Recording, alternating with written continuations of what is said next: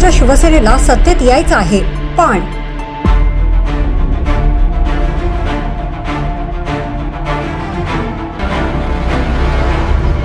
2019 मध्ये महायुतीला जनमताचा कौल मिळाला होता।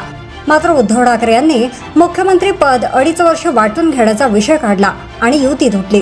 त्यानंतर महाविकास आघाडीचं सरकार आलं।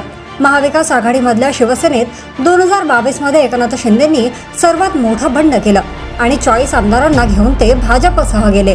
त्यानंतर उद्धव ठाकरेंनी मुख्यमंत्री पदाचा राजीनामा दिला।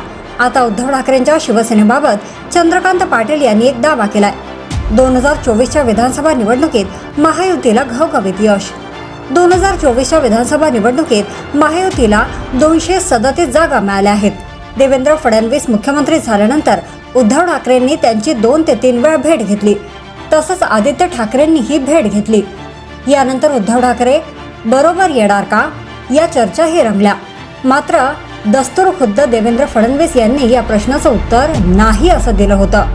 1.5 महिन्यापूर्वी एका राजकीय मुलाखतीत देवेंद्र फडणवीस यांना उद्धव ठाकरे आले तर त्यांना बरोबर घेणार का हा प्रश्न विचारण्यात आला होता, ज्यावर त्यांनी तातडीने नाही म्हटलं होतं।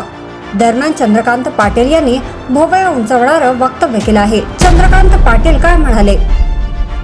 अमित भाईंचं 500 पानी स्वतः तयार केलेलं पुस्तक आहे।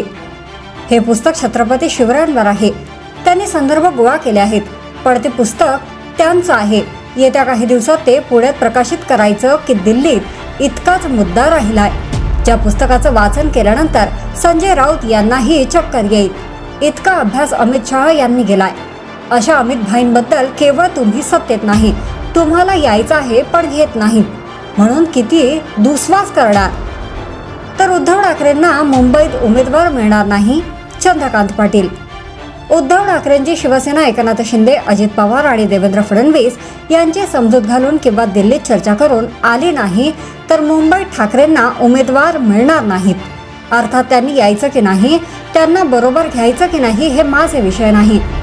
याचा अर्थ असा आहे की ते मागे लागलेत। मी एक अंदाज वर्तवलाय, जर ते आले नाहीत, गळती लागत लागत इतकी लागेल की पुढे कोल्हापूर सोडून द्या, ठाकरेंना मुंबईत उमेदवार मिळणार नाहीत, असा दावा चंद्रकांत पाटील यांनी केला। जर तुम्ही अजूनही YouTube चॅनलला सबस्क्राइब केलं नसेल तर ते लगेच सबस्क्राइब करा।